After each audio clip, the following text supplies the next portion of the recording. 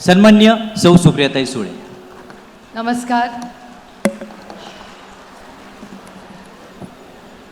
हा दिवस आपल्या सगळ्यांच्या आयुष्यातील असं कुणाच्या ध्यानी मनी आलं नव्हतं. इथे येत असताना यायच्या आधी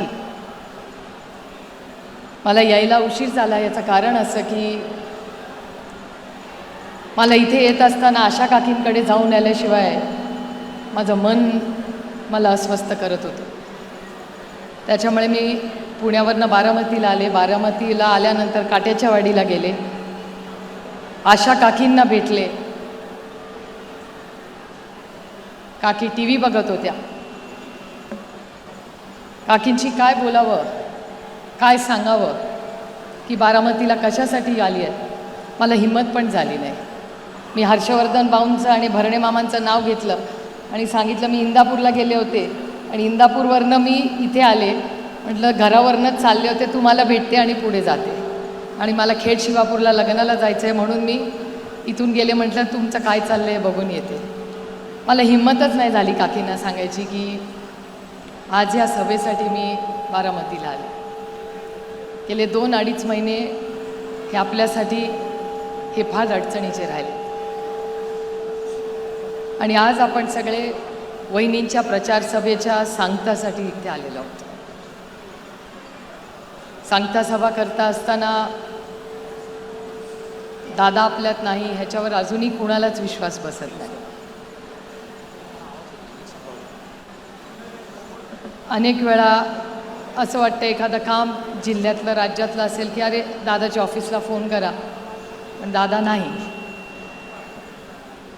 ठीक आहे, कामं होत राहतात, पण आयुष्यभर आपल्या घरातला एक कर्ता पुरुष, आपला एक भाऊ नाही, हे दुःख आयुष्यभर आपल्या सगळ्यांच्या अंतःकरणातून जातं. आज व्यासपीठावर उभी राहिलेली असताना आज राज्यातून महाराष्ट्रातले अनेक मंत्री आलेत आणि माझं कर्तव्य म्हणून आणि ह्या भागाची लोकप्रतिनिधी म्हणून व्यासपीठावर महाराष्ट्रातून जे सगळे दादाप्रेमी आले त्यांचं मी बारामतीमध्ये तुमच्या सगळ्यांचं अंतःकरणापासून आपल्या सगळ्यांचं मी स्वागत करते. हा कार्यक्रम हा प्रचंड दुःखाचा आपला कार्यक्रम. वहिनींवर पण मोठी जबाबदारी पडली, त्यांच्या लेकरांवरही जबाबदारी पडली. पार्थ आणि जयला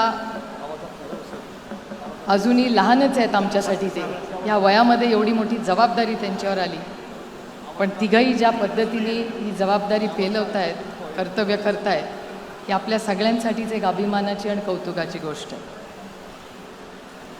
मी स्वतः महाविकास आघाडीच्या वतीने माननीय सोनिया गांधी, माननीय उद्धवजी ठाकरे, माननीय राहुल गांधी, माननीय खडगेजी, माननीय संजय राऊत साहेब, अरविंद सावंतजी, आदित्य ठाकरे, हर्षवर्धन सपकाळ,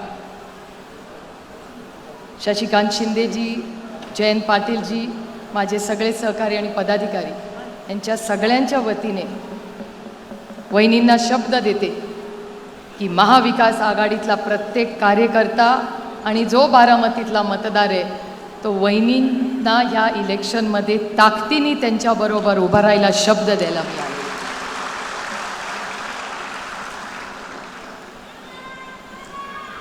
गेले 6 दशक बारामतीकरांचं आणि पवार कुटुंबाचं एक वेगळं नातं आहे. मला अभिमान वाटतो तुम्हाला सांगताना की मागच्याच आठवड्यात तामिळनाडूच्या इलेक्शनमध्ये काही चर्चा चालू होत्या दिल्लीमध्ये आणि बारामतीचा आवर्जून उल्लेख झाला. याचं कारण असं की तुमच्या बारामतीकरांच्या विश्वासाने आणि प्रेमाने बारामतीत एक मोठा रेकॉर्ड लवकर होणार आहे. ज्या आदरणीय पवार साहेबांना 6 दशक ह्याच बारामतीकरांनी साथ दिली, ह्या देशामध्ये सगळ्यात जास्त वेळा निवडून यायचा मान हा कुणाला मिळणार आहे तर तो बारामतीकरांना मिळणार. 60 वर्ष ही परंपरा तुमच्या आशीर्वादाने सुरू झाली. आदरणीय पवारसाहेब 6 दशक इथे कार्यरत ते. त्यानंतर दादांवर मोठी जबाबदारी आली आणि पूर्ण निष्ठेने दादानी गेले 35 वर्ष या भागाची सेवा केली आणि बारामतीची वेगळी ओळख महाराष्ट्राच्या राजकारणात स्थापन केली.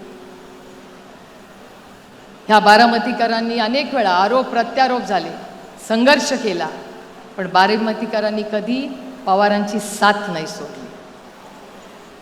आणि ह्याच बारामतीकरांसमोर नतमस्तक होऊन महाविकास आघाडी, राष्ट्रवादी काँग्रेस पक्ष, शरदचंद्र पवार, राष्ट्रीय काँग्रेस पार्टी आणि शिवसेना यांच्या वतीने मी सगळ्यांना मनापासून शब्द आणि शुभेच्छा द्यायला आले की या संपूर्ण इलेक्शनमध्ये माझी तर इच्छा होती हे बिनविरोध व्हावं, इलेक्शनच होऊ नये. म्हणून पहिल्याच दिवशी, ज्या दिवशी इलेक्शन अनाऊन्स झालं, मी पहिल्या दिवशी चॅनलवर गेले आणि म्हणाले वहिनींचं इलेक्शन हे बिनविरोध झालं पाहिजे. दुर्दैव आहे की काही लोकांचे फॉर्म अजूनही राहिले, पण ठीक आहे, आता मतदान होईल. पण हे विक्रमी मतदान नक्की होईल ह्याच्याबद्दल माझ्या मनात तीळ मात्र शंका नाही. आपल्या सगळ्यांना मतदाना नंबर किती आहे आपला? एक नंबरला वहिनींचं नाव, चिन्ह आणि बटन आहे. त्या एक नंबरच्या शेजारचं बटन दाबून दादाला आदरांजली, श्रद्धांजली द्या आणि वहिनींना साथ द्या ही विनंती करायला मी आले. ही दिवस आणि हा वेळ कुठल्याही बहिणीवर येऊ नये. मला आजही तो दिवस आठवतो. मी सकाळी वॉक करत होते, 8:40-45ची ती वेळ होती आणि पार्थचा मला फोन आला.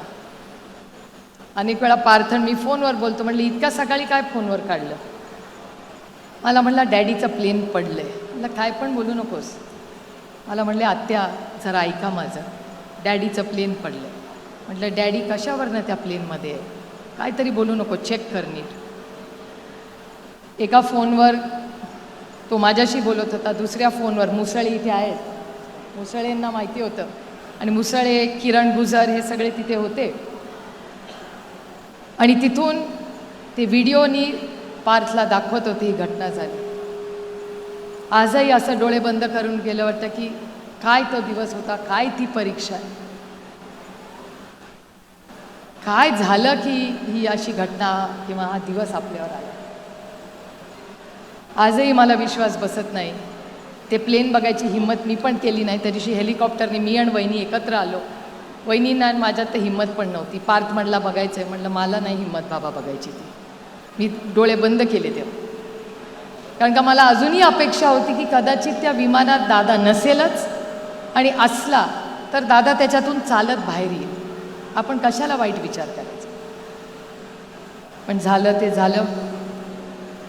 आपण आता एक शब्द सगळ्या बारामतीकरांनी एकामेकाला दिला पाहिजे की दादाची जी स्वप्न आहेत ती आपण सगळी एकत्र मिळून पूर्ण करू. दादाची जी जी बारामतीची स्वप्न आहेत ही सगळी पूर्ण करण्यासाठी जी काही सहकार्य, मदत आमच्या सगळ्यांची लागेल ती आम्ही सगळी नक्की करू. आणि बारामतीची आन बान आणि शान जी 6 दशकं महाराष्ट्राच्या आणि देशाच्या राजकारणात राहिली आहे ती टिकून ठेवण्याची नैतिक जबाबदारी ही आपल्या सगळ्यांवर आहे आणि आमच्यावरही. आणि त्याच्यामुळे ती जबाबदारी मी पूर्णपणे पार पडीन. पुन्हा एकदा महाविकास आघाडीच्या वतीने आपल्या सगळ्यांना शब्द देते की या संघर्षाच्या काळात, या इलेक्शनमध्ये आणि पुढच्या या संपूर्ण विकासामध्ये आपण सगळे एकत्र राहू. दादाला मनापासून आदरांजली अर्पण करते, श्रद्धांजली अर्पण करते आणि आपली रजा घेते. जय हिंद, जय महाराष्ट्र, जय आघाडी. धन्यवाद.